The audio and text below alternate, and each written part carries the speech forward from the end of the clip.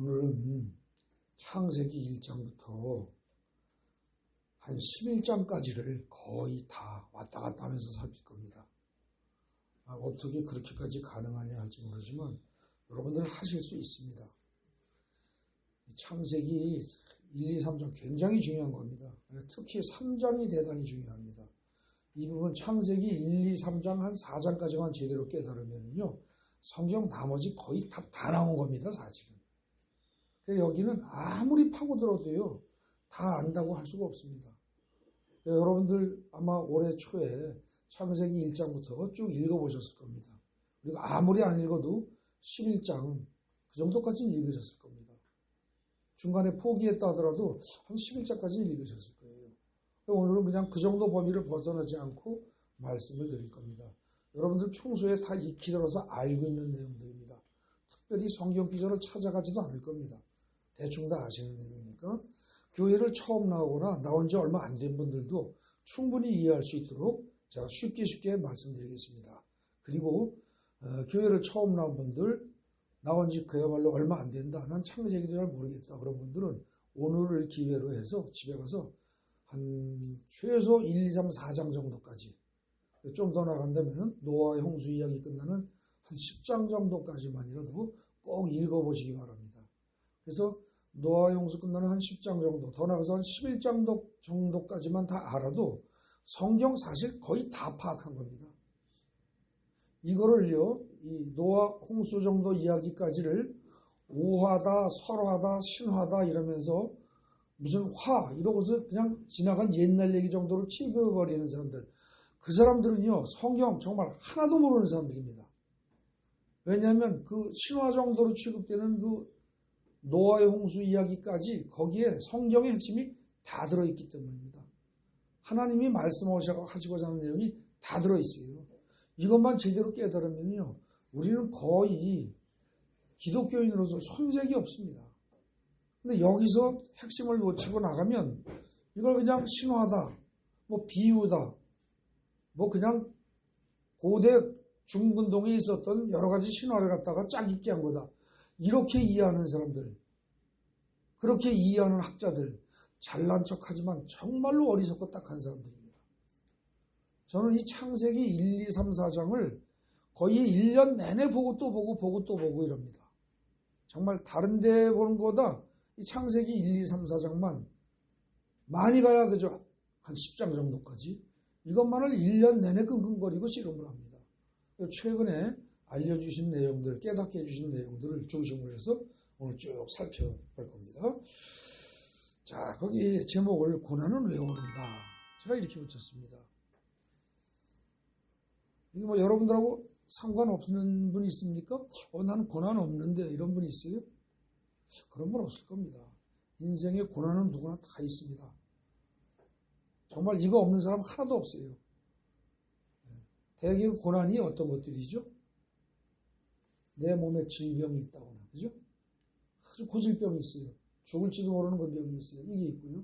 그 다음에 나 이외에, 우선 내가 먹고 살기 위해서, 병은 없는데 먹고 살기 위해서 돈이 있어야 되잖아요. 근데 돈을 버는 게 힘이 들어요. 죽도록 힘들어요.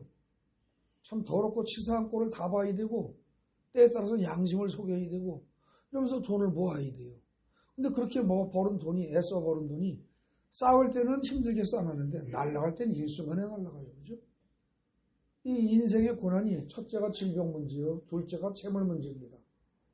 그리고 이 재물 문제로다가요. 부모가 싸우고요. 부부간에 싸우고요. 형제간에 싸우고 부모 자식이 싸우고 친구들이 싸우고 동료가 싸우고 싸움이 벌어집니다. 그래서 인간관계가 벌어집니다. 그죠? 인간관계가 껄끄러워지면 어때요? 인생이 영 즐겁지가 않습니다. 여러분들 부부싸움하고 행복한 사람 있습니까? 없어요. 이겨도 행복하지 못합니다. 지면은 졌다고 생각되면 더더욱 열이 받지만 이겼다고 생각을 해도 부부싸움을 하면서 일방적으로 남편 혹은 아내를 자기 뜻대로 다 쥐고 흔들어도 그 인생이 행복해요? 행복하지 못합니다. 절대 행복하지 못해요. 정상적인 인간이라면 부부싸움을 완벽한 승리로 이끌었다고 해서 행복하다면 그거는 정신병자입니다. 행복할 수가 없어요. 그 다음에 부모 자식 간에 형제 간에 싸우고 나서 내가 이겼다고 해서 저 사람이 틀리고 내가 옳다고 해서 행복한 사람이 있어요? 하나도 없습니다. 저 사람은 분명히 틀리고 나는 분명히 옳아서 형제 간에 싸움에서 내가 옳았다. 난 잘못한 거 없다. 이렇게 생각하고 마음이 편한 사람이 있다면 그건 미친 사람입니다. 정상 아닙니다. 저건 싸우고 나면 무조건 불편한 겁니다. 애건 어른이건 잘했건 잘못했건 싸우고 나면 무조건 불편한 게 정상입니다. 그래서 우리 인생의 고난은요. 내 건강의 문제, 질병의 문제, 죽을지 모른다는 두려움의 문제, 언제 사고가 날지 모른다, 언제 죽을지 모른다. 이런 나 자신의 생명에 관한 문제와 먹고 사는 물질의 문제와 그 다음에 인간관계의 문제, 이런 세 가지가, 주로 이 세 가지가 막 얽혀서 인생은 항상 불안하고 두렵습니다. 장담을 못합니다. 여러분들 돈을 한 10억쯤 벌면은 행복하시겠습니까? 돈이 그야말로 100만 원도 없는 사람은 10억만 벌면 행복할 것 같습니다. 근데 10억을 실제로 만진 사람은 10억으로 행복합니까? 절대 행복하지 않습니다. 100억을 벌면 행복하다고 생각을 할 겁니다. 근데 실제 100억을 벌어보십시오. 1000억을 벌어봅니다. 1000억을 벌고 나면 조를 바라볼 겁니다.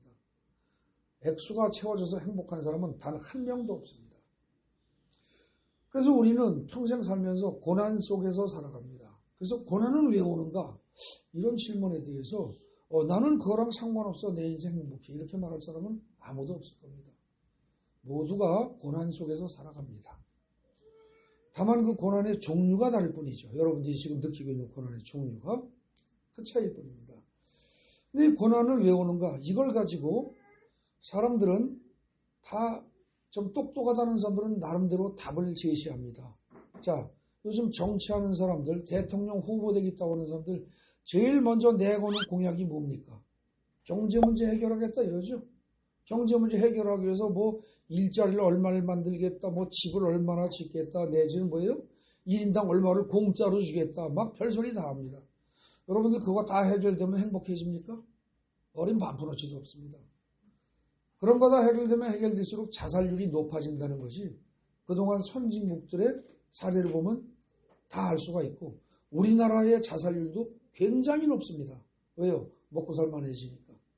근데 제가 어린 시절에 먹고 사는 것이 힘든 그 시절에는 자살이란 건 거의 없었습니다. 여러분들 대통령이 누가 돼도 여러분들은 행복하게 못합니다. 대통령이 누가 돼서 경제 문제를 아무리 잘해줘도 아무리 완전하게 해결해도 여러분들 개인의 행복과는 아무런 상관이 없습니다. 정치학자들은 정치를 잘해서 사회보장제도를 잘해서 어떻게 해서 어쩌고저쩌고 해서 세상을 바꾸고 인간을 행복하게 할 수 있다고 주장을 합니다. 착각입니다. 경제인들은 경제 문제를 해결하면 될 수 있다고 생각합니다. 교육학자들은 교육을 잘해서 인간을 제대로 키워내면 가능하다고 봅니다. 모두 다 착각입니다. 인간의 행복은 절대로 그렇게 해서 오지 않습니다. 그러면 답이 뭘까요? 정답은 아무도 모릅니다. 다만 여러분들도 저도 교회를 다니는 사람들입니다. 예수를 믿는 사람들이에요. 하나님을 믿는 사람들이에요. 하나님을 믿는 사람들은 그 답을 어디서 찾아야 돼요? 성경에서 찾아야 합니다. 성경에서. 근데 성경에서 찾을 때 중간에 아무데나 읽어보면 답이 나와요? 아니에요. 중간에 읽어보면 문제가 복잡하고 골치만 아파요. 그래서 점점 읽으면서 점점 답을 찾기 위해서 보다 보면 앞으로 가야 돼요. 앞으로 자꾸. 어떤 한 챕터에 이야기가 나오는데 그 문제의 원인을 찾자면 앞으로 가야 되고 또 그것에 또 원인이 있는 걸 또 찾으면 또 앞으로 가야 되고 그래서 쭉 가다 보면 결국 어디로 가느냐. 창세기 1, 2, 3, 4장으로 갈 수밖에 없습니다. 그래서 창세기 1, 2, 3, 4장을 오늘 살펴볼 겁니다. 자, 창세기를 보는데 자, 그 내용 분석 보십시오. 성경에 기록된 말씀을 근거로 하지 않고 이를 경시하거나 배제한다면 그거는 기독교 아닙니다. 기독교인 아닙니다. 여러분들 교회에 나와서 주일 예배 드릴 때는 하나님이 천지를 창조하셨다를 믿고 그 다음에 밖에 나가서 살면서는 에이 하나님이 어디 계셔? 과학이 맞는 거지. 그런 사람들 기독교인 아닙니다. 분명히 말씀드립니다. 무늬만 기독교인입니다. 겉으로면 그 기독교에 있는 사람들은 하나님이 분명히 심판하십니다. 최종적으로. 너는 살아서 무늬만 기독교인으로 살고 너는 실제로 성경을 믿지 않았다. 그럼 네가 갈 때는 지옥밖에 없다. 딱 한 가지입니다. 하나님은 양다리 걸치는 거 좋아하지 않으십니다. 그 대신 하나님은 오늘 본문에서 살펴보면 알겠지만 여러분들 죽을 때까지 심판 안 하십니다. 죽을 때까지 여러분들이 아무리 잘못을 해도 천벌 안 주십니다. 여러분들이 살인을 하고 간음을 하고 도둑질을 하고 십계명을 몽땅 깡그리 여겨도 여러분들 내버려 두십니다. 죽을 때까지 내버려 두십니다. 왜? 마지막에 회개하라고. 끝까지 회개할 기다리십니다. 근데 끝까지 회개 안 한다? 그러고 딱 죽었다. 볼 거 없습니다. 완전히 아주 한치의 추호도 남김없이 그건 무조건 지옥행입니다. 하나님은 딱 한 번에 심판을 하시는 분입니다. 그 이야기를 창세기부터 해서 쭉 훑어봐서 깨달으면 그게 사실은 계시록까지 하는 얘기입니다. 오늘 그걸 보겠다는 겁니다. 자, 거기 내용 분석에 2번 보십시오. 모든 건 성경에 근거해야 됩니다. 근데 성경에 근거할 때 성경을 보면 어떻게 돼요? 2번.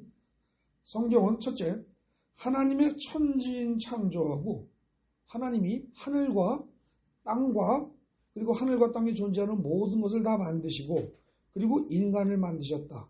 이 이야기를 합니다. 창조주 하나님이에요. 하나님은 첫째 창조주예요. 이 사실을 얘기를 하고 그 다음에 두 번째가 뭐예요? 인간의 특징을 처음으로 말하는 인간의 특징은 뭐예요? 선악과를 먹은 그런 존재다. 이걸로 이야기가 시작이 됩니다. 하나님은 천지인을 만드셨는데 인간은 선악과를 따먹었다. 이 천지창조 이야기하고 선악과 이야기로 창세기가 시작이 된다는 거죠.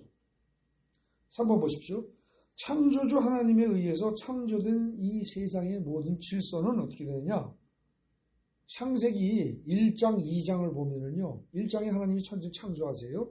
그 다음에 2장에 보면은요, 1장, 2장 이걸 보면 어떻게 되냐면, 하나님이 맨 꼭대기 창조주고, 그 다음에 뭐예요? 인간입니다. 만든 순서는 하늘과 땅을 먼저 만드셨고, 인간을 맨 마지막에 만드셨어요. 그죠? 맨 마지막에 만드셨지만, 이 온 우주에서 하나님의 온 세상에서 하나님이 만드신 온 세상에서 1인자는 하나님이요. 그 다음에 2인자는 누구예요?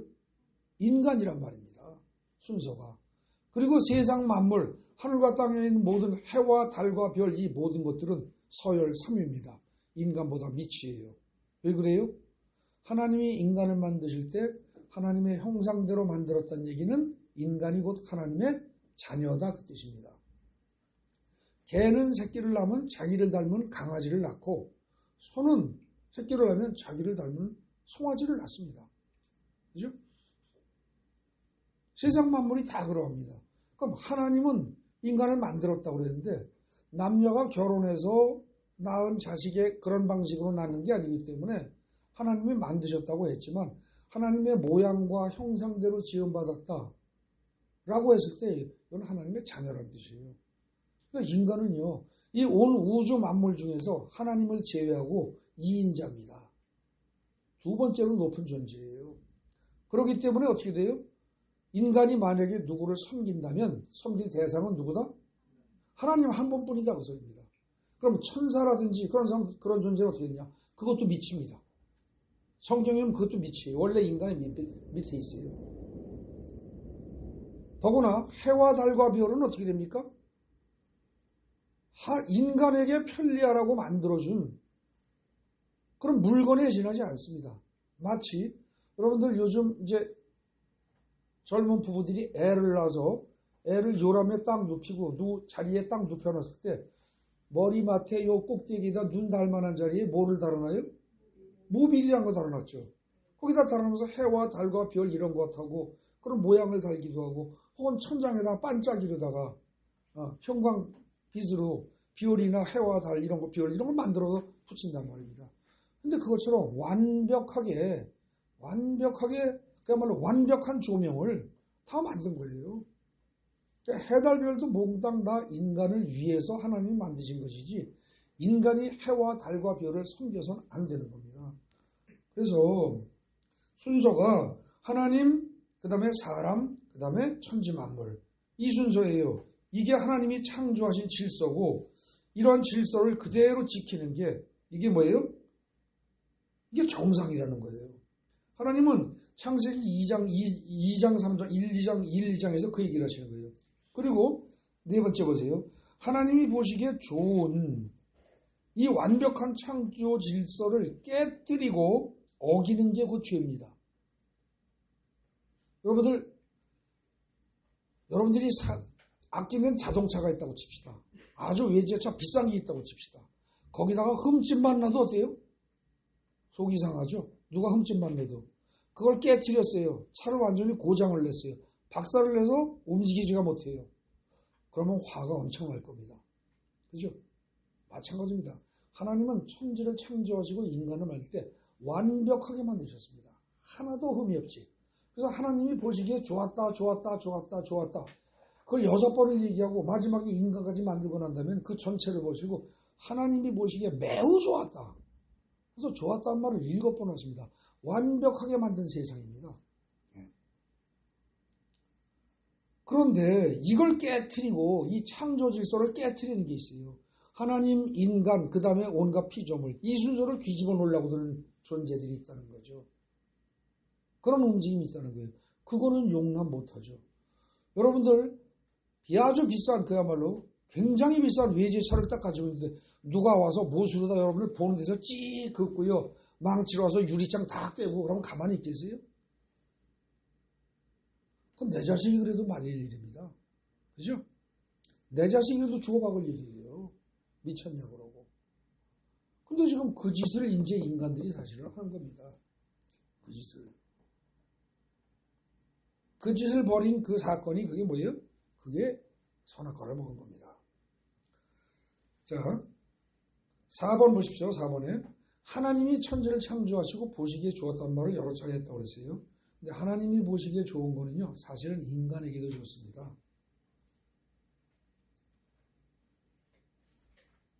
근데 인간들이 보기에 좋은 거 있죠? 그거는 하나님 보기에 안 좋은 경우가 대부분입니다. 어렵게 생각하지 마십시오. 아이와 어른을 생각해 보세요. 아이들이 보기에 좋은 것, 예를 들어서 아이들은 사탕 끊임없이 먹고 싶어 합니다. 그죠? 그 다음에 사탕을 먹고 저녁에 이빨 닦고 자라 그러면 절대 싫어합니다. 귀찮다고 하고. 아이들이 보기에 좋은 것, 사탕 많이 먹고 이빨 안 닦는 겁니다. 근데 어른이 보기엔 어때요?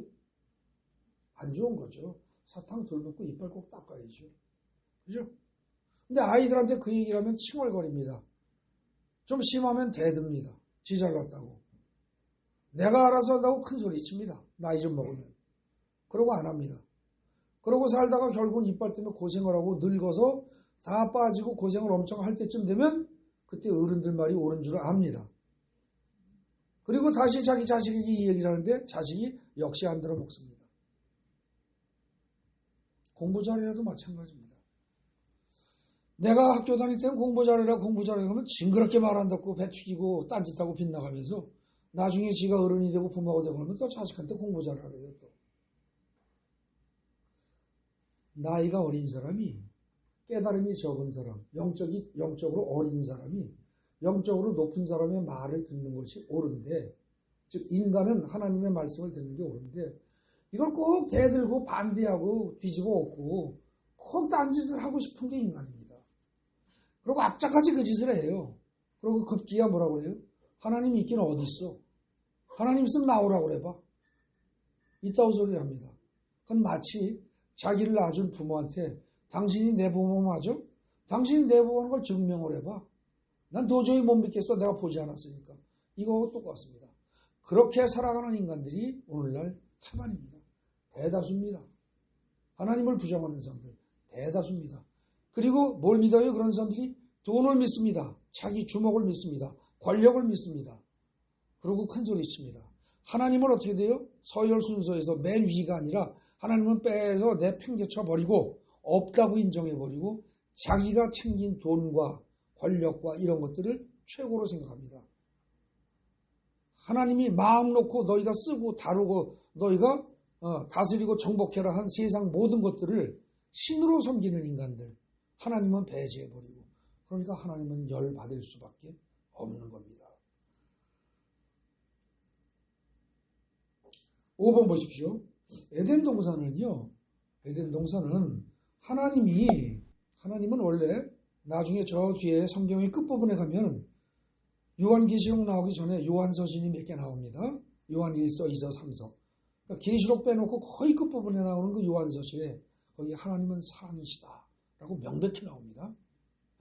근데 그 본질 자체가 사랑인 하나님이 인간과 함께 사는 데가 에덴 동산입니다. 창세기 2장 3장에 나오는 에덴 동산이에요. 근데 하나님의 은혜와 권능으로 모든 것이 풍요롭고 안전하고 인간이 진정한 행복이 보장되는 그런 곳입니다. 여러분들 요즘 젊은 사람들 결혼하면은요, 단독주택보다 아파트 좋아합니다. 그죠? 큰 평수의 아파트, 새로 지은 깨끗한 아파트 좋아합니다. 왜 그래요? 그 새로 짓고 깨끗한 큰 아파트는 어때요? 일단 문 하나만 딱 걸어 잠그면 어때요? 안전이 보장됩니다. 그 다음에 요즘 최신 아파트들은 이미 아파트 단지 입구에서부터 통제를 하고요. 그 건물에 들어올 때도 완전히 통제가 돼 있고, 그 다음에 자기 문이 또 통제돼 있고. 그러니까 신혼부부가 큰 아파트, 좋은 아파트 새로 지은 데 들어가게 되면 자기들 두 사람 이외에 간섭할 사람이 없습니다. 그죠? 근데 둘은 사랑하는 사이입니다. 결혼을 했습니다. 둘만의 공간입니다. 그 다음에 그 집이 만약에 잘 사는 사람이라면, 돈이 많은 사람이라면, 돈까지 많아서 돈 쓰는 거, 먹고 사는 것에 하등의 신경을 쓰지 않을 수 있다면, 아파트 관리비가 한 100만 원, 200만 원 나와도, 그야말로 100, 200이 나올 만큼 큰 아파트 관리비가 그렇게 나올 정도로도 하등의 돈은 신경 쓰지 않을 만큼 돈이 많은 사람이라면 자기는 행복하다고 생각할 겁니다. 그러지 않겠습니까?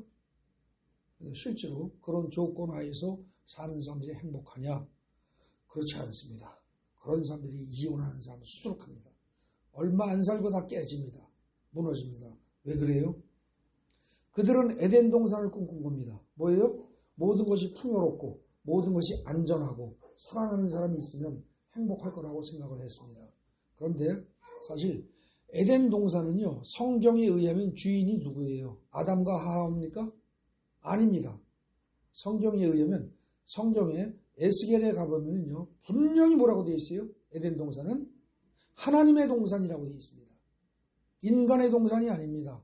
하나님이 주인인 하나님의 동산이에요. 하나님의 동산은 하나님이 함께 계시기 때문에 어떻게 돼요? 사랑이 있습니다. 하나님이 사랑이시니까. 그리고 하나님은 전지전능하신 분입니다. 세상 모든 물질을 다 주관하는 분입니다. 그러니까 하나님이 함께 하시면 물질의 풍요로움이 끝이 없습니다. 그 다음에 하나님이 함께 하시면 대적할 자가 없습니다. 안전합니다. 하나님이 생명을 주시면 영생을 할 수 있습니다. 그러니까 사랑이 있고 안전이 있고 모든 것이 풍요롭고 그리고 영생을 할 수 있는 곳. 그런 곳이 에덴 동산입니다. 하나님의 동산이에요. 근데 하나님은 인간을 얼마나 사랑하시느냐? 거기서 아담하고 하나님하고 둘이서만 살자고 그랬습니다. 아담이 혼자 사는 거 보니까 야 모양새가 안 좋아. 그리고 짝을 만들어 주십니다. 하와를 만들어 주세요. 그러니까 아담과 하와가 에덴 동산에서 같이 사는 걸 보고 하나님은 시기하고 질투하는 게 아니라 좋아하십니다. 여러분들 다 그런 건 아니지만 일부 여성들은 자식을 사랑한 나머지 자기 아들을 사랑한 나머지 아들을 장가 보내고 나서 며느리와 아들이 사랑하는 것을 보면은 시기를 하는 사람들이 있습니다. 이게 인간입니다. 이게 죄인의 증거입니다. 죄인이라는 증거예요. 기껏 키워서 아들 장가 보내놓고 며느리하고 아들 사이가 좋은 거를 두 눈 뜨고 꼴을 못 보는 인간들이 있다는 거죠. 근데 하나님은 아담만 만들어 놓고 나중에 하와를 또 만들어서 혼자 사는 건 보기가 좋지 않다. 너희들 같이 살아라. 하고서 아담과 하와를 에덴 동산에서 마음껏 누리고 살도록 그렇게 하면서 하나님이 간섭을 안 하십니다. 모든 거 다 주십니다. 모든 거 다 해주십니다. 원하는 거 하나도 빼어놓으시고 딱 한 가지 선악을 알게 하는 나무 열매만 먹지 말아라 그랬습니다. 그 한 가지. 근데 처음부터 한 가지 요구 조건만 내세우신 하나님은 이 세상 끝날까지도 딱 한 가지만 요구하십니다. 넌 너희들이 아무리 잘못을 해도 아무리 죄를 져도 다 용서한다. 회개만 해라. 회개만 해라. 죽는 날까지 회개만 해라. 그러면 내가 너를 건지리라 이러십니다. 근데 죽는 날까지 회개하지 않는 인간 그거에 대해서는 그야말로 속된 말로 얄짤없습니다. 무조건 지옥입니다. 칼같이 끝입니다. 무서운 겁니다, 사실. 에덴 동산은요, 원래 하나님이 계셔야만 풍요도 보장이 되고, 안전도 보장이 되고, 그 밖에 모든 것이 다 보장이 되고, 하나님이 계셔야만, 하나님이 사랑이라고 했으니까, 사랑이 있어야 부부 사이도 좋아지는 겁니다. 근데 하나님을 배제해버리고 나면 어떻게 돼요? 사랑이 없는 거예요. 사랑이 없는 부부란 어떻게 됩니까? 간단합니다. 요구만 합니다. 남편이 아내에게 요구만 합니다. 내가 남편인데, 내가 돈을 이렇게 많이 벌어오는데, 내가 이렇게 잘났는데, 내가 가장인데, 내 말 따라야 될 거 아니겠어? 이건 이렇게 해야 돼, 저렇게 해야 돼, 이래야 돼, 저래야 돼. 요구만 합니다. 근데 왜 못하는 거야? 왜 못하는 거야? 왜 못하는 거야? 지적을 합니다. 여자는 여자대로 그럽니다. 여자는 여자대로 똑같이 그럽니다. 에? 내가 얼마나 힘이 드는데, 내가 어떤데, 당신은 왜 그러는 거야? 왜 그러는 거야? 연애할 때는 안 그러더니 왜 그러는 거야? 계속 상대편에 지적을 합니다. 자기 입장대로 따라주기만 합니다. 안 싸울 수가 없습니다. 자기 기준대로 요구하니까. 자기 기준대로 요구하면서 상대편에게 잘못됐다고 판단하고 정죄하는데 안 싸울 인간이 어디 있습니까? 여러분들이 아무리 존경하는 목사도 사사건건이 100이면 100, 1000이면 1000건을 다 그런 식으로 여러분들에게 판단하고 정죄하고 목사가 요구하는 대로 따르라고 한다면 여러분들 목사와 안 싸우겠습니까? 제가 저 같아도 싸울 겁니다. 웬만해야지. 그죠? 사실 우리 인간들의 고통과 고난은 어디서 오느냐? 자기 기준으로 모든 걸 남들에게 다 요구하고 자기 판단으로 남을 판단하고 정죄하고 하면 여기서 모든 싸움이 시작되는 겁니다. 여기서 모든 불행이 시작됩니다. 그럼 질병도 거기서 오느냐? 맞습니다. 질병도 거기서 옵니다. 그렇게 하면서 속에서 부글부글 끓고 상대편이 따라주지 않는다고 속에서 치밀어 오르고 우라가 치밀어 오르고 그리고 10년 정도 살아보십시오. 병 안 생기나. 병 안 생기면 비정상입니다. 안 생길 수가 없는 거예요. 내 신세 내가 들먹는 겁니다. 결국은요. 사람들은 어떠냐면은 에덴 동산이란 원래 하나님이 소유하는 하나님의 동산으로서 하나님을 모시고 살 때 그때 비로소 완벽하게 행복이 추구되는 것을 하나님을 배제한 채 행복을 추구합니다. 그렇게 추구하니까 어떻게 돼요? 결국은 가능해요? 불가능해요? 불가능합니다. 논리적으로 불가능해요. 성경에 의하면. 논리적으로 불가능해서 있을 수 없는 나라. 그거를 헬라어로 뭐라고 그래요? 유토피아 이렇게 얘기하는 겁니다. 유토피아. 유토피아란 말이 유가 원래 뭐예요? 우 해서 없다, 아니다 그 소리예요. 토피아는 아주 좋은 장소예요. 좋은 곳. 그런 거 없어요. 하나님을 배제한 어떤 그런 그 에덴 동산? 천만에. 근데 여러분들 어떻습니까? 많은 믿지 않는 사람들이 젊은 처녀 총각들이 결혼하면서 양쪽 집에서 부모님들이 잘 해줘가지고 넓은 집과 좋은 차와 필요한 모든 걸 다 사가지고 딱 신혼집에 들어가서 살 때 그야말로 유토피아를 꿈꾸며 살아갑니다. 시작을 합니다. 그런데 그게 말 그대로 유토피아. 그런 나라 없어요. 이내 지지고 먹고 싸워요. 오래 안 가요. 왜? 내 기준대로 상대편에게 요구만 하고 내 기준으로 남을 잣대질을 해야 되니까. 안 싸우고 맥입니까? 당연한 거죠. 성경에 나오는 선악과를 먹는 사건이 사실은 그 얘기를 하는 겁니다. 여러분 선악과를 먹는다라는 그 표현이요. 사실은 정확히 얘기하면은 제가 여기 써놓은 거 있어요.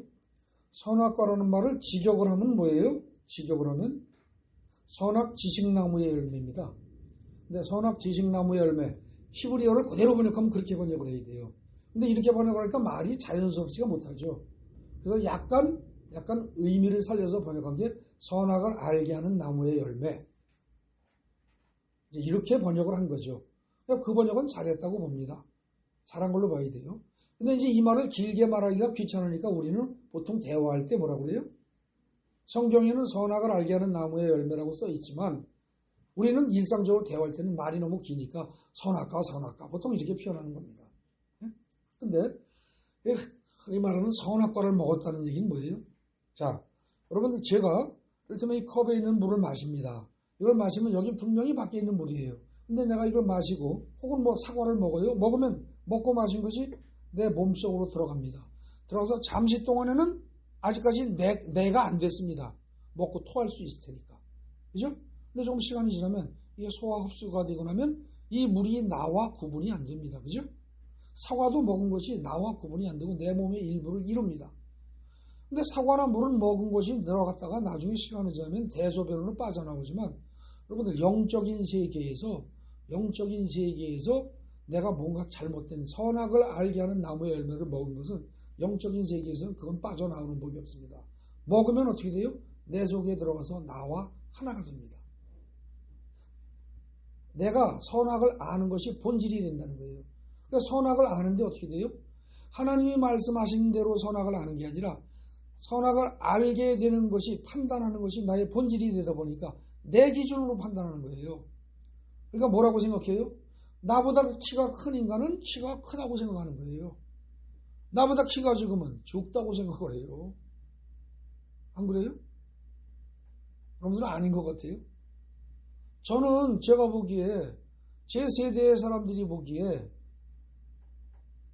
요즘 젊은이들을 보면 대체적으로 커요. 대체적으로 170 안 되는 사람들이 없잖아요. 180 안 되는 사람도 많지 않아요. 웬만하면 180대를 다 넘어가요. 그러니까 내가 보기에 요즘 젊은이들은 굉장히 커요. 근데 요즘 젊은이들한테 한 170, 180대들한테 너는 크다 그러고 얘기를 하면 뭐라 그래요? 에이 그건 당신이 보기에 큰 거지 우리가 보기엔 큰 거 아니다 그래요. 그죠? 크다 작다의 모든 판단 기준이 누구예요? 저는 저일 수밖에 없어요. 그 다음에 요즘 젊은이들은 젊은이 자신일 수밖에 없고 세상 모든 것의 판단 기준은요 자기 자신이에요. 그러다 보니까 어떻게 돼요? 자기 기준으로 보니까.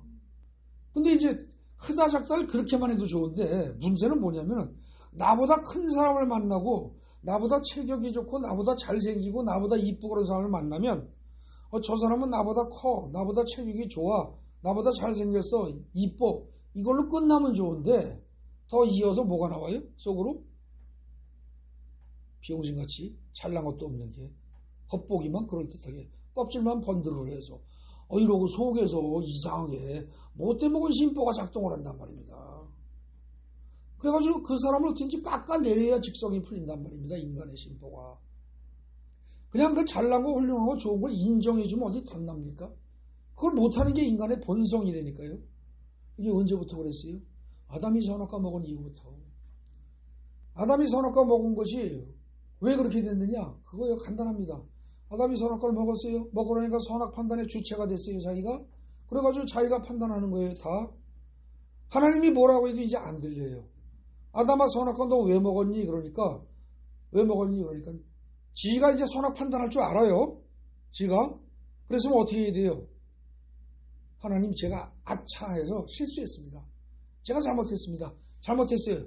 다시는 안 그럴게요. 용서해 주세요. 이래야죠. 그런데 뭐라고 그래요? 하나님한테?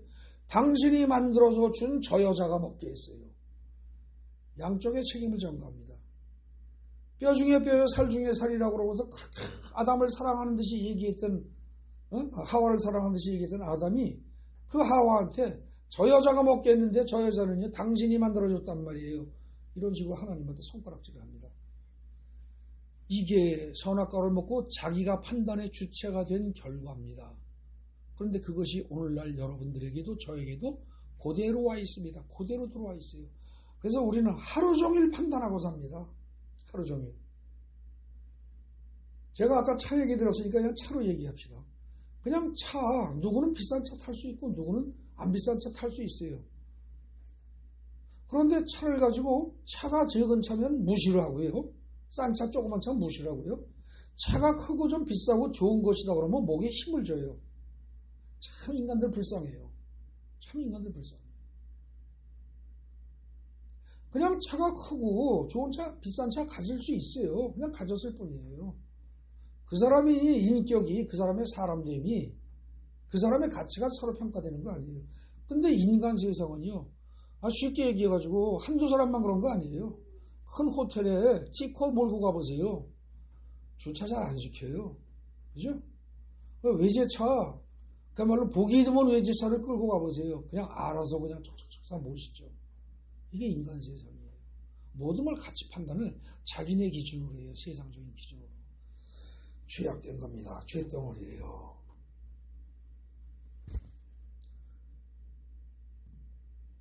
이 선악과를 먹었다는 얘기는요. 6번 보세요. 선악과를 먹은 사건은 하나님, 사람, 만물 이렇게 돼 있어요. 그럼 하나님, 사람 다음에 사탄으로 뱀으로 비유되는 사탄은 위치가 사람보다 밑이에요, 원래. 피조물 중에 하나라고요. 하나님이 만든 피조물 중에 하나예요. 근데 사람이 두 번째이기 때문에 뱀 혹은 사탄의 유혹에 넘어가면 안 돼요. 안 되는 건데 뱀이 와서 꼬셔요. 뭐라고 꼬셔요? 너 그거 먹으면 하나님처럼 돼. 눈도 밝아져. 선악도 알게 돼. 하나님처럼 돼. 요 말에 즉 너하고 하나님의 위치가 하나님이 위에 있고 너는 여기 두 번째인데 네가 하나님보다 위로 갈 수 있어. 요 말에 넘어간 겁니다. 거기에 넘어간 거예요. 결국은 뭐예요? 선악과를 먹었다는 얘기는 사람, 하나님, 만물의 순서로 바꾸겠다고 한 겁니다. 하나님을 인간 밑에 두겠다는 생각입니다. 그 생각을 한 거예요. 그걸 행동으로 옮긴 거예요. 그러니까 이건 하나님을 거역한 겁니다. 큰 죄입니다. 하나님을 밑바닥에 두려고 한 거니까. 보통 사람들은 그거 뭐 열매 하나 따먹었는데 그게 무슨 큰 죄야 그럽니다. 아닙니다. 겉보기에는 열매 하나입니다. 근데 이것의 진짜 숨겨진 의미는 뭐예요? 하나님을 자기 밑바닥에 두려고 시도했다는 거죠. 그 다음에 해, 달, 별, 나무 등 피조물을 섬기는 거, 소위 말하는 우상숭배. 이건 뭐예요? 하나님은 완전히 배제해버리고 있지도 않아. 그리고 어떻게 돼요? 해, 달, 별을 위에다 놓고 인간이 밑으로 들어간 짓입니다. 미친 짓이에요. 미친 짓. 이건 진짜 불쌍하고 미친 짓입니다. 하나님은 완전히 내팽개쳐버리고 마음대로 가지고 놀라는 피조물을 신으로 모시는 거니까. 아까 제가 비유로 하자면 뭐예요? 어린애가 누워서 천장에 달아놓은 해, 달, 별 스티커 붙여놓은 거 내지는 그 모빌 돌아가는 거 그걸 보고 자란 이놈이 어느 정도 큰 다음에 나는 누워서 꼼짝도 못하고 헤매는데 버둥거리고 있는데 쟤는 막 알아서 돌아가. 그리고 저걸 신으로 섬기는 거하고 똑같은 거예요. 여러분의 자식이 생각이 조금 들어가더니 달아놓은 모빌을 보고서 신으로 섬기면 여러분들 뭐라고 하겠어요? 기가 막힐 일입니다. 그죠? 근데 인간들이 태양신을 섬기는 거예요. 그 태양신을 섬기는 대표적인 존재가 성경에 나온 게 누구예요? 애굽의 바로왕입니다. 파라오라는 게 뭐예요? 태양신의 아들이라는 뜻이니까 그게. 네? 온 세상에 태양신을 섬기는 데가 한두 군데입니까? 네. 결국은요, 선악과를 먹고 난 다음에 인간이 자기가 판단한다고 하면서 선악 판단의 주체가 되면서 결국은 어떻게 돼요? 하나님보다 자기가 높아지려는 생각을 하고 그 다음에 하나님을 배제해버리고 우상을 숭배하고 이런 죄를 짓습니다. 이 선악과를 먹었다는 건 무슨 얘기냐? 하나님의 7번입니다. 하나님의 참된 말씀을 믿고 따르지 않고 하나님의 말씀을 따르지 않고 어때요? 인간보다 하위 수준에 속하는 피조물 중에서 가장 지혜로운 뱀. 성경에 보면 뱀이 간교하다 이런 표현이 나오죠. 그때 그 간교하다는 표현을 그 히브리어 원어로 보면 지혜롭다는 말하고 같습니다. 이게요. 간교하다 지혜롭다 같은 거예요. 그러니까는 하나님과 인간을 제한 나머지 세상 만물 중에서 가장 지혜로운 게 뱀입니다. 역시 인간보다는 아래예요. 아담은 어느 정도예요?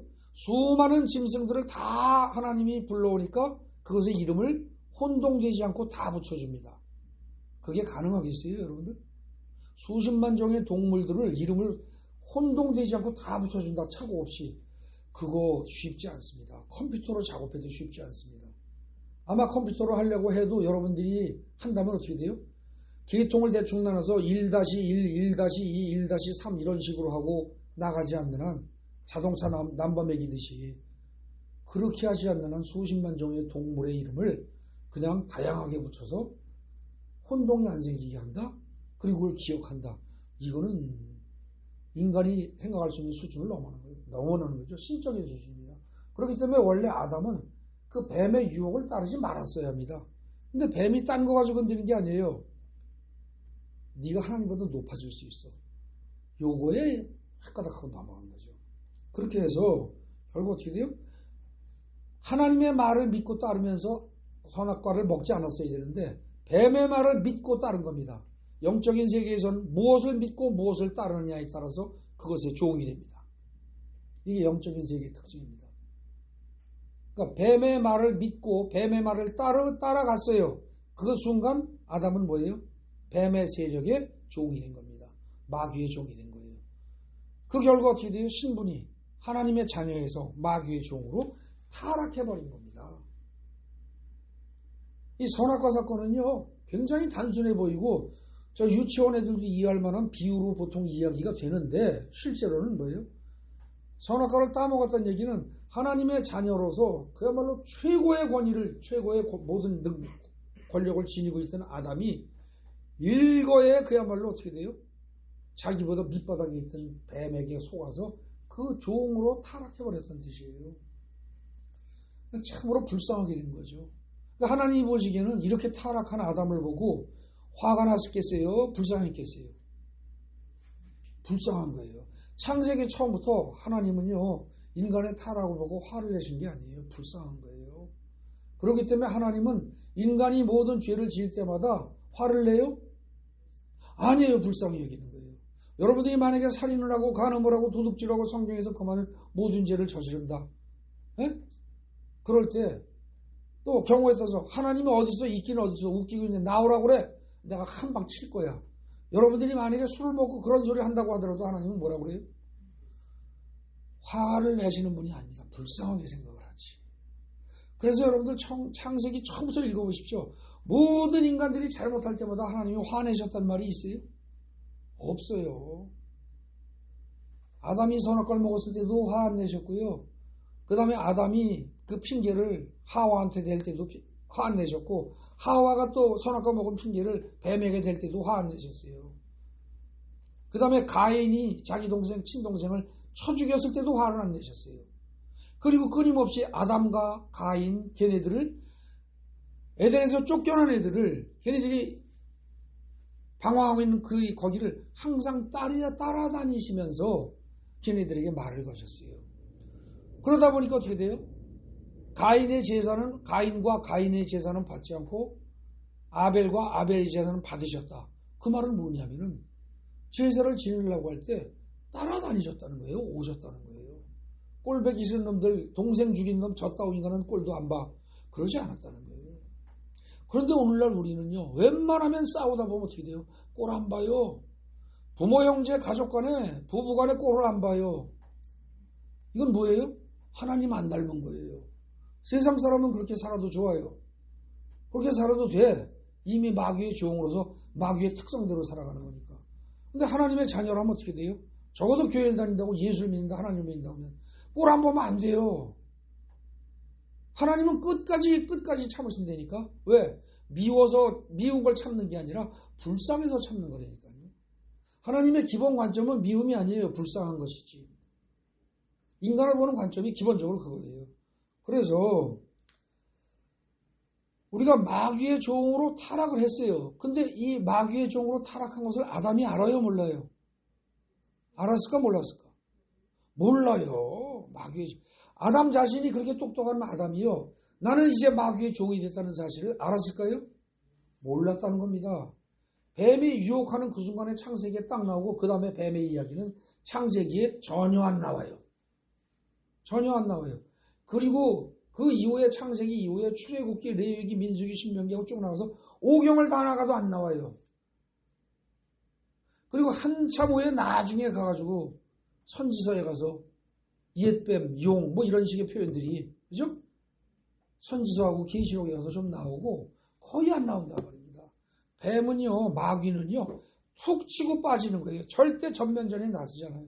치고 빠지고 뒤에서 숨어서 은근히 사람들을 타락하게 만들죠. 끊임없이 조절을 하죠. 그리고 겉으로 안 나서요. 그러니까 마귀가 절대 겉으로 나선다고 생각하시면 착각입니다. 절대 안 나섭니다. 얘들은 뒤에서 슬슬 조절하죠. 그 대신 인간들은 어떻게 돼요? 인간에게 뭘 요구를 해요? 자꾸 네가 원하는 대로 해. 네 뜻대로 해. 네가 옳은 거야. 네가 옳은 거야. 네 판단이 옳은 거야. 네 생각이 옳은 거야. 네 의지를 밀고 나가. 너는 집에서 가장이잖아. 가장이 여자한테 눌려 살 수 있어? 밀고 나가. 이런다는 거예요. 여자에게 또 뭐라고 그래요? 야, 여자 이기는 남자 봤어? 어? 네가 이길 수 있어. 넌 이기게 돼 있어. 별소리 다 해가면서 결국은 고집대로 밀고 나가야 된단 말입니다. 네 뜻대로 밀고 나가. 너 지금 여기서 지면은 너 당하는 거야. 여기서 지면 평생 당해야 돼. 그리고 신혼 초부터 기선 싸움을 하도록 마귀는 다양한 루트를 통해서 자극을 줍니다. 압력을 줍니다. 죽기 전에 싸워라. 안 되면 헤어져. 헤어지는 게 낫잖아. 평생 눌려살 거야. 헤어지는 게 100배 낫지. 자식? 그건 나중 문제야. 그냥 넘어갑니다. 많은 사람들이. 그러다 보니까 요즘 어떻게 돼요? 뭐 이혼율이 뭐 몇십 프로네, 절반이 되네 안 되네, 넘네, 별소리 다 나오죠. 여러분들 마귀는요 항상 어떻게 돼요? 겉으로 드러나지 않습니다. 그래서 겉보기에는 사람들이 어떻게 해요? 내 뜻대로, 내 의지대로, 내 판단대로 살아간다고 생각합니다. 근데 사실은 마귀가 어떻게 해요? 뒤에서 보이지 않게 교묘하게 조정하는 겁니다. 그렇기 때문에 정확히 얘기하면 성경대로 살지 않는 모든 삶은 사실은 뭐예요? 마귀의 조정대로 사는 겁니다. 이걸 분명히 하셔야 됩니다. 창세기에 아담과 하와가 뱀의 유혹, 거기 뱀이라고 그랬어요. 그죠? 사탄이라고 그러지도 않았어요. 뱀으로 위장된, 겉으로 보기에 별거 아닌 것 같은 보잘것없는 미물에 그것에 흔들려서 죄악을 짓고 난 다음에 뱀은 싹 사라져버린단 말이죠. 그러고 안 나타나던 것 같지만 그 이후 아담의 후손들을 몽땅 죄악의 길로 이끌어서 몽땅 타락하게 만들고 그래서 어쩔 수 없이 최종적으로 뭐예요? 노아의 홍수로 싹 쓸어버리기까지 모든 인간들을 타락하게 만든 게 사실은 눈에 보이지 않는 사탄이었다 이겁니다. 그러니까 하나님은 사탄의 그 계교에 넘어가서 깡그리 죽어버릴 수밖에 없는 그 인간들을 하나라도 다 건질려니까 끝까지 참는 겁니다. 그래서 결국 나중에 노아의 홍수 일으킬 때 뭐라고 그래요? 인생 연수가 120년이 되리라고 합니다. 이걸 또 성경을 해석을 잘못해가지고 그때부터 인간의 수명은 120세로 한정지어졌다. 이렇게 해석하는 사람들이 많습니다. 이렇게 해석하는 목사들도 많고 신학자들도 있고 유튜브 들어가도 그렇게 해석하는 사람도 많습니다. 절대 그 뜻 아닙니다. 지금부터 120년 후에 싹 쓸어버리겠다 그 얘기입니다. 그럼 120년을 왜 놔둬요? 그동안에 한 놈이라도 더 회개하라고 한 놈이라도 더 건지려고 그리고 방주를 만드는데 굉장히 오랜 세월 그 기간은 얼마나 될지 정확히 모릅니다. 자, 최소한 수십 년 이상 노아의 가족들이 방주를 산꼭대기가 만드는데 그때 만드는 거 물어봤겠죠. 사람들이 물어봤겠지. 너 뭐하냐? 하나님이 홍수로 쓸어버리신대. 그래서 준비하는 거야. 그럼 그때 회개하는 사람이 있었어야죠. 그죠? 웃기고 있네. 저 영감탱이 미쳤네. 돌았네. 저 일가족이 다 돌았네. 8식구 다 돌았네. 이러고 그냥 끝까지 시집가고 장가가고 그냥 뭐하고 술 먹고 뭐하고 땅 사고 밭 사고 뭐하고 다 놀았단 말입니다. 그리고 마지막에 동물들을 다 끌어들일 때도 순간에 싹 집어넣은 거 아니에요. 들어가라 뿅 그러고 한꺼번에 가는 거 아니에요. 그 수많은 동물들이 다 모여서 들어갈 때 그걸 갖다 사람들이 봤다면 무슨 생각이 들겠어요? 어떻게 저렇게 질서정연하게 들어갈 수 있을까? 그러고 나중에라도 그거 보고서 좀 따라온 놈이 있었어야 안 돼요? 그러지 않겠어요?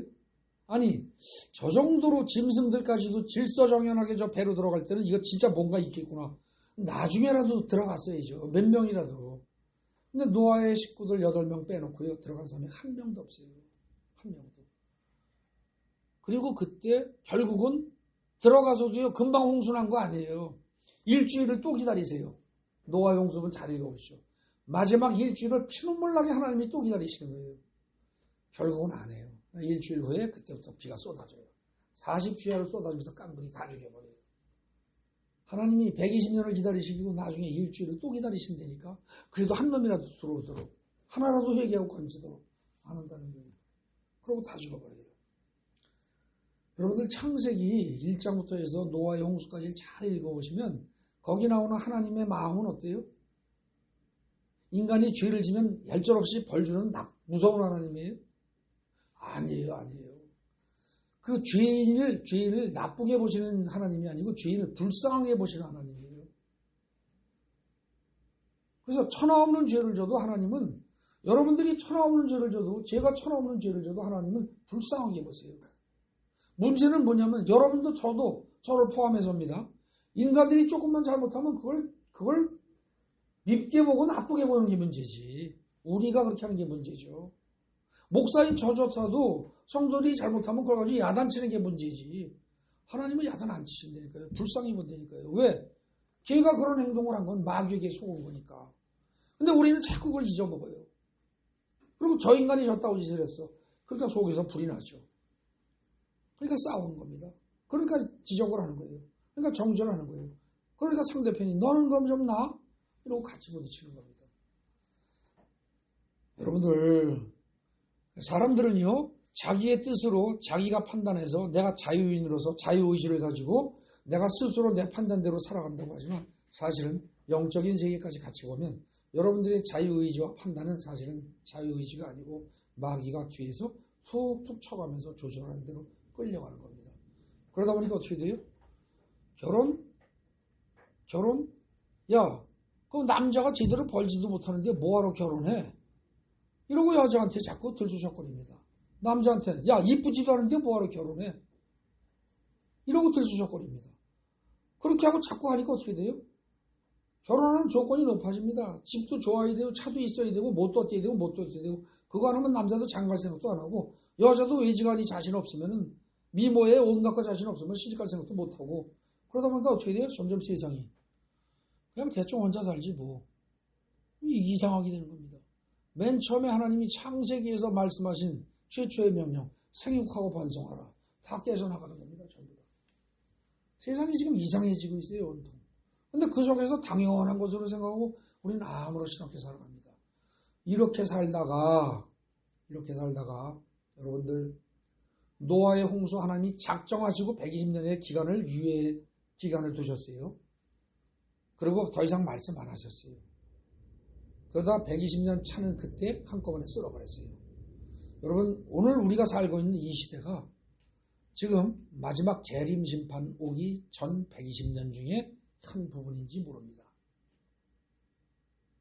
아마 제가 보기에는 거의 그 기간에 속할 겁니다. 아주 많이 늦어지면 지금부터 120년 이내에는 반드시 망할 겁니다. 반드시 심판이 있을 겁니다. 모르죠? 그게 내일이 될지 1년 후가 될지 여러분들과 제가 살아있으면서 겪을지도 모릅니다. 근데 아무리 길어도 지금부터 120년은 안 넘을 겁니다. 왜냐하면 인류의 죄악이 아주 그야말로 찰만큼 다 찼으니까요. 여러분들 창세기에서 아담에서 가인의 계열로 쭉 내려오면서 라멕이니 뭐니 하는 사람들 나오죠. 그 사람들 죄진 후손들입니다. 가인이란 죄인의 후손들이에요. 근데 그거 말고 셋 에노스 계열로 착한 사람들의 계보가 나옵니다. 근데 그들도 나중에는 죄를 짓습니다. 그들이 죄를 질 때 뭐 때문에 죄를 졌어요? 다른 거 없어요.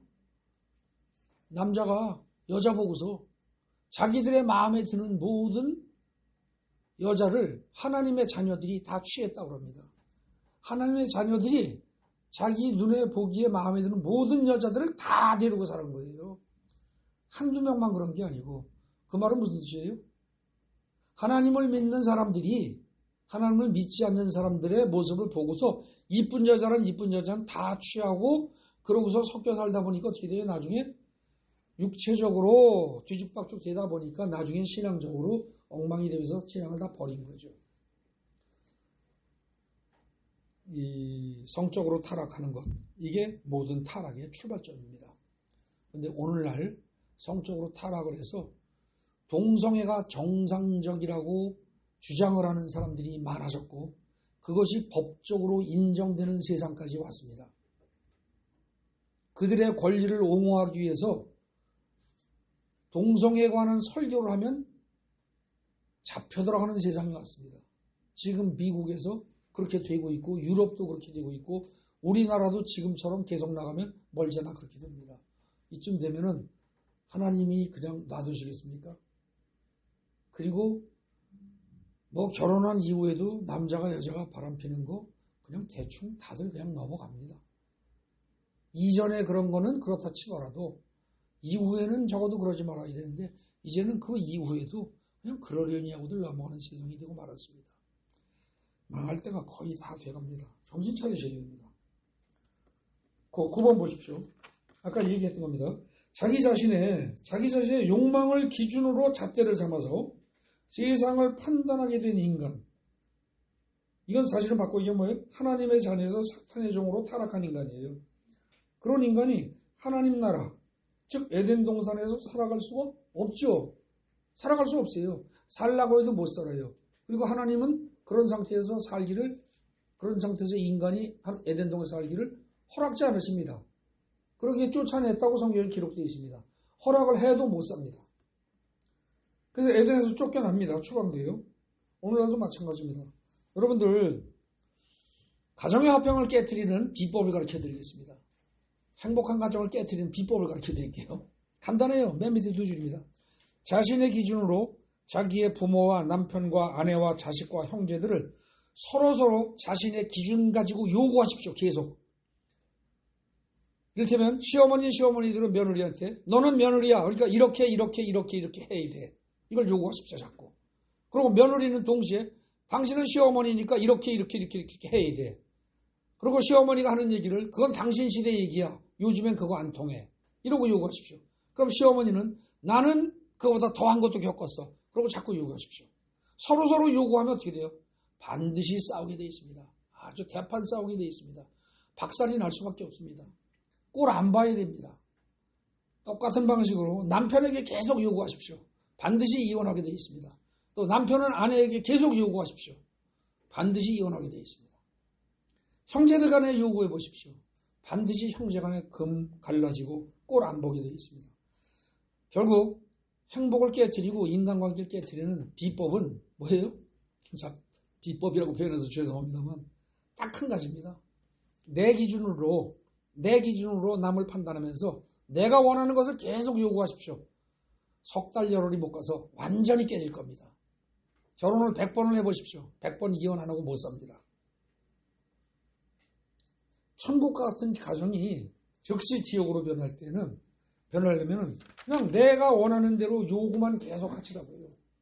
그 대신 남의 요구는 절대 들어주지 말고 그것까지 겸한다면 아주 금방 끝날 겁니다. 제가 나이 70 가까이 살면서 쭉 그동안 살면서 보니까 시어머니하고 며느리가 왜 싸우느냐고 보니까요. 딱 그겁니다. 시어머니는 자기가 며느리 시절에 겪었던 그 고생과 그때의 그 기준 그것에 비추어 볼 때 며느리에게 요구하는 것은 나는 10분의 1도 요구하는 게 아니다. 내가 겪었던 것이 10개를 당했다면 나는 내 며느리에게 하나만 요구하는데 그걸 안 지킨다. 그러니 저게 인간이냐 이럽니다. 근데 며느리는 또 뭐라고 그래요? 웃기고 있네. 세상이 언젠데. 이럽니다. 근데 그 며느리가 나중에 시어머니가 되면 또 똑같이 갑니다. 똑같이 갑니다. 반드시 대대로 싸우게 되어 있습니다. 반드시. 시어머니와 며느리의 싸움만이 아닙니다. 모든 싸움이 다 그렇습니다. 여러분들 정신 차리셔야 됩니다. 오늘날 여러분들의 고난이 오는 이유는 뭐예요? 질병이 오고 고난이 오고 모든 문제가 자신이고 가정이 행복하지 못한 이유는 다른 거 없습니다. 내 기준으로 내 가족들 누구든지 부모, 형제, 처자식 모든 사람들에게 내 기준으로 요구하면서 내가 요구만 할 뿐 내가 그들의 요구를 들어줄 생각을 안 한다는 것. 요거 딱 한 가지입니다. 근데 마귀는 끊임없이 얘기합니다. 네 뜻대로 해, 네 뜻대로 해. 세상에 중요한 건 너야. 세상에서 제일 귀한 건 너야. 네 주관대로 해, 네 뜻대로 해. 초등학교 갈 때부터 계속 가르칩니다. 세상의 많은 가르침은 겉보기에 번드르르하게 그럴듯하게 보이고 합리적인 것처럼 보이지만 너 자신을 죽여 이렇게 가르치는 법이 없습니다. 네 뜻대로 해. 네 고집대로 밀고 나가. 네가 옳은 거야. 그게 곧 마귀의 가르침입니다. 성경은 정반대로 가르칩니다. 너 자신을 죽여. 너의 지식과 감정과 의지와 자존심과 명예와 네가 가지고 있는 지식도 다 버려. 몽땅 다 버려. 네 자아를 죽여. 그래서 어디까지 죽여? 십자가를 네가 지고 가면서 그 십자가 너를 못 나가서 죽일 십자가를 네가 지고 가서 네 자아가 완전히 죽어나갈 때까지. 그래서 네 자아가 완전히 죽고 나면 그때는 어떻게 돼? 하나님이 너의 자아가 살아나는 게 아니라 하나님의 영이 네 안에 들어와서 예수의 영이 네 안에 들어오게 되면 그때는 성경에서 이루고자 하는 하나님의 뜻이 몽땅 다 이루어지면서 너에게 완벽한 행복이 다시 찾아오게 될 거야. 그렇게 얘기를 해요. 성경은 너를 죽여라 그럽니다. 성경이 시종일관 말하는 게 사실은 너를 죽여랍니다. 근데 인간들은 그러지 않습니다. 어떻게든지 자기를 드러내고 자기가 남보다 좋은 자리에, 높은 자리에, 훌륭한 자리에 올라가서 남에게 인정받기 위해서 예수를 믿는 이런 어리석은 인간들이 참으로 많습니다. 신앙생활 초기에는 그럴 수 있습니다. 하나님을 잘 모르고 성경을 잘 모를 때는 복받기 위해서 내가 건강하고 돈 많이 벌고 자식 공부 잘하고 남편 사업 잘 되고 이러기 위해서 예수 믿을 수 있습니다. 초기에는. 그리고 실제로 잘 믿으면 그걸 해 주십니다. 안 해주시는 거 아니에요. 그런데 결국에 나중에 가서는 어떻게 돼요? 그게 문제가 아니라 내 자아를 죽이고 내 그 자아 대신에 성령이 들어와서 나를 이끌어가는 그런 상황이 되게 되면 어떻게 돼요? 마가복음 16장 17절 18절에 나오는 너희가 내 이름으로 귀신을 쫓아내고 귀신에 눌려 사는 게 아니에요. 새방언을 말하고 뱀을 집어올리고 무슨 독을 마실 자라도 해를 입지 않고 병든 자에게 손 얹은 즉 나으리라 이렇게 됩니다. 그 정도의 권능을 행할 때가 되면 어떻게 돼요? 여러분들이 나아가서 예수처럼 세상을 바꾸면서 세상에 하나님 나라를 전파할 수 있다는 겁니다. 거기까지 가는 게 목표인데 기껏해야 돈 많이 벌게 해주세요. 아픈 거 낫게 해주세요. 그리고 뭐 내가 원하는 거 요거 해주세요. 저거 해주세요. 죽을 때까지 이 신앙에서 멈추는 사람들 딱 한 겁니다. 하나님은 야단 안 치십니다. 불쌍하게 보시기 때문에. 그러나 우리는 성경을 바로 읽으면 그건 정말로 불쌍한 일이다라는 사실을 깨닫고 우리 스스로가 거기서 벗어나야 할 겁니다. 그 다음에요. 뒷장 보십시오. 제가 지금 얘기했던 거 거의 다 얘기한 셈입니다. 맨 끝에 14절 보세요. 14번. 맨 끝에 14번. 그냥 거기서부터 하겠습니다. 시간 많이 갔기 때문에. 지금 순서를 바꿨을 뿐 주보에 요약한 건 나 할 만큼 다 얘기했습니다. 노아 때 홍수 심판이 이루어지기까지 어느 누구에게 대해서 꾸짖거나 판단하거나 정죄한 적이 하나님이 한 번이 없으십니다. 여러분들 창세기 11장까지 잘 읽어보세요. 절대 판단하고 정죄하고 벌 주신 적이 없어요. 근데 그냥 그 마지막에 홍수 심판을 행할 때 그때 한 번으로 끝장내십니다. 아까도 제가 얘기했습니다. 여러분들 평생 살면서 남의 돈 띄어먹고 사기치고 온갖 죄란 죄 다 짓고 살아보세요. 하나님이 그걸 다 여러분들 벌해서 죽이나 안 죽여요. 내버려 두십니다. 왜 내버려 둬요? 잘해서? 아니에요. 저러다가 그래도 마지막에도 회개하길 바라서. 근데 끝까지 그렇게 하고 그냥 가보십시오. 아주 그건 뭐 확실하게 지옥으로 가는 겁니다. 확실하게. 거기 유학결론 보겠습니다. 하나님을 떠나고 하나님의 동산을 떠나면, 즉 에덴 동산이에요. 그게 하나님의 동산이에요. 그거 떠나면 인생 비극 시작되는 겁니다. 하나님이 없는 에덴 동산을 꿈꾸는 거, 이거 그야말로 유토피아를 꿈꾸는 겁니다. 없는 세상 꿈꾸는 거예요. 유토피아란 말 자체가 없는 세상이니까. 응? 그 존재하지도 않는 유토피아, 이거 꿈꾸지 마십시오.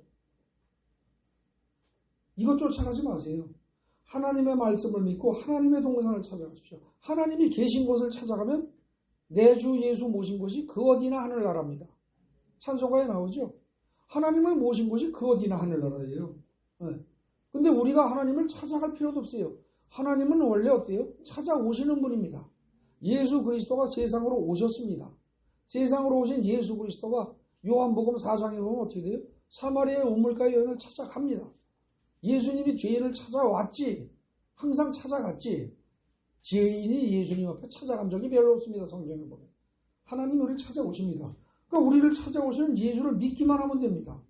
다가오는 하나님 나라를 믿음으로 받아들이면 됩니다. 회개하라 천국이 가까이 왔느니라 라고 분명히 성경에 말하고 있는데요. 자꾸 우리는 이상하게 천국은 죽은 다음에 가는 걸로 착각을 한다는 거죠. 나 왜 그런지 모르겠어요. 회개하라 천국이 가까웠느니라 마태복음, 마가복음 이 복음서들에 보면 예수님이 세례요한이 입만 벌렸다면 그 얘기를 합니다. 처음부터. 천국이 가까이 왔다 그랬는데 너희 죽은 다음에 가는 데가 천국이다. 그런 말은 성경에 쓰여진 게 없어요. 그런데 어쩌자고 한국교회 수많은 교회에서 수많은 성도들이 어째서 그런 생각을 하는지 몰라도 죽은 다음에 천국 가는 걸로 생각을 하고 여기서는 천국을 바랄 뿐이라고 생각을 해요. 천만의 말씀. 여기서 누리지 않는 사람은 죽어서 천국 못 갑니다. 여러분들 평생 고기 한 번도 안 먹어본 놈이 어느 날 갑자기 고기 먹어요? 못 먹어요. 고기도 먹어본 놈이 먹는다고. 여기서 천국 누려보지 못하면 나중에 천국 못 가요. 끝에서 세 번째 줄입니다. 고난은 어디서 와요? 인생의 고난, 질병과 그 다음에 인간관계 사이의 불행과 물질의 궁핍과 그런 모든 고난들은 어디서 와요? 하나님을 떠난 데서 온 겁니다. 하나님을 떠나는 것, 그게 곧 죄입니다. 그리고 하나님을 떠난 결과 어떻게 돼요? 하나님을 떠난 결과 내가 주인이 될 수밖에 없습니다. 내가 주인이 되니까 어떻게 돼요? 내 자신의 잣대로 남을 판단하고 정죄합니다. 내 자신의 잣대로 남을 정죄하고 판단해버린다니까요. 그러니까 지지고 볶고 싸울 수밖에 없고 이렇게 되는 거예요. 성경은 분명히 내 자아를 죽여라, 내 판단을 죽여라, 내 고집을 죽여라, 내 의지를 죽여라 이렇게 얘기를 합니다. 우리 모두 하나님의 사랑으로 서로 사랑을 해야 합니다. 하나님의 사랑으로 합니다. 사랑 그러니까요. 남녀가 서로 그냥 미친 듯이 그냥 보고 좋아하고 껴안고 키스하고 그거 사랑 아닙니다. 여러분들 착각하지 마세요. 그건 세상에서 보는 사랑이고 육신적인 사랑이고요. 성경이 말하는 사랑은 그거 아니에요. 절대 아니에요. 착각하지 마세요. 남녀간의 사랑 참 사람들 웃깁니다. 부부간에 죽도록 싸우고 지고집 막 내세워놓고 그래놓고서 또 나중에 뭐라 그래요? 내가 당신을 얼마나 사랑하는지 알아 이럽니다. 아이고 그러고 키스 한번 해주면 사랑이에요? 아니에요. 성경은 니들아 그건 짐승하고 같은 수준이다. 그건 성경이 말하는 사랑 아니다 그럽니다. 사랑은 뭐예요? 여러분들 옛날 유행가에 있었죠. 사랑은 언제나 오래 참고 그죠? 네. 사랑은 언제나 오래 참는 것부터 시작해요. 고린도전서 13장 읽어보십시오. 시간 관계상 제가 그거는 안 하겠습니다. 그 이후에 구체적으로 어떻게 서로 사랑을 하고 어떻게 할 거냐는 방법에 관한 얘기는 다음 주 설교에 이어서 하겠습니다. 관심 있는 분들 일단 고린도전서 13장을 꼭 한번 읽어보시기 바랍니다.